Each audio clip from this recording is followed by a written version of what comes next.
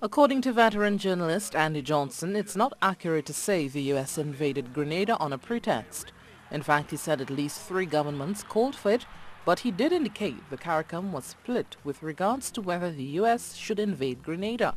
The invasion was supported by at least the governments of and the Prime Ministers of Dominica, of Barbados, and of Jamaica.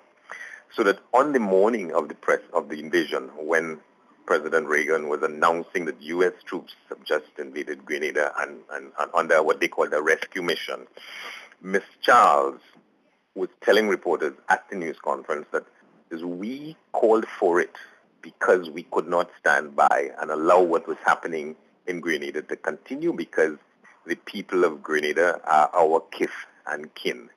And it created a big rift in the CARICOM. So to say that the U.S. invaded under a pretext of a call for help, it was not a pretext. It was a fact that there was a letter asking for it.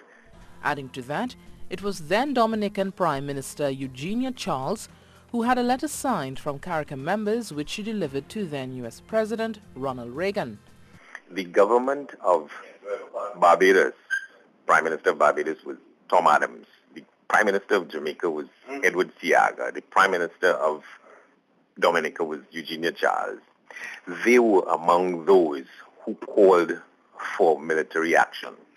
The government of Trinidad and Tobago and the government of Guyana and the government of the Bahamas, I think it was Lyndon Pindling at the time, they were against it. Right? Yeah. So the CARICOM was split over it. The U.S. invasion began 6 days after Bishop's death on the morning of the 25th October 1983. The U.S. Army's Rapid Deployment Force, U.S. Marines, U.S. Army Delta Force and U.S. Navy SEALs and other combined forces constituted the 7,600 troops from the United States, Jamaica and members of the regional security system.